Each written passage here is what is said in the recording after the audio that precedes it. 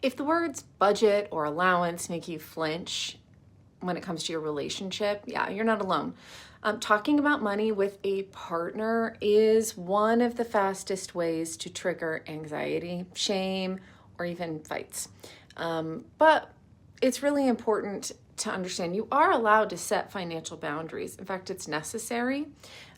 Money is one of the top reasons that couples break up.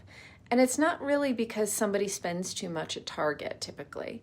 It's because they have a hard time actually discussing expectations, values, and boundaries before things get tense.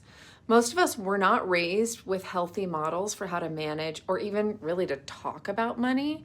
So now we kind of fumble through it. We get defensive, we avoid it until it explodes. But boundaries are not control. So telling a partner, here's your allowance, or you can't spend that without a shared agreement.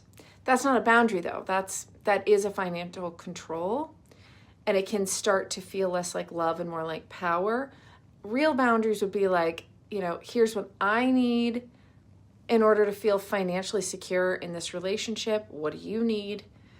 I'd like us to agree on, on discussing any purchases over X amount of money for both of us, or can we build a budget together? So that we can each agree together on what's a reasonable amount of money. It's always a good idea, if you can, to create a certain amount of money that you each agree you can spend without having to talk to the other person first. So there's some independence, Financial fights aren't usually really about money though. They're about meaning. So if your partner grew up with scarcity, spending might feel like freedom. If you grew up around constant money anxiety, spending might feel unsafe. And now your nervous systems are at war over a credit card swipe.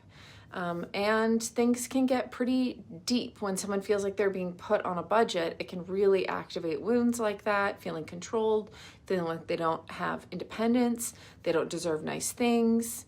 And that's why it's smart to bring in a third party if this is feeling too fraught, like a budgeting coach, a financial advisor, a financial counselor, a budgeting counselor. There are people that do this for a living.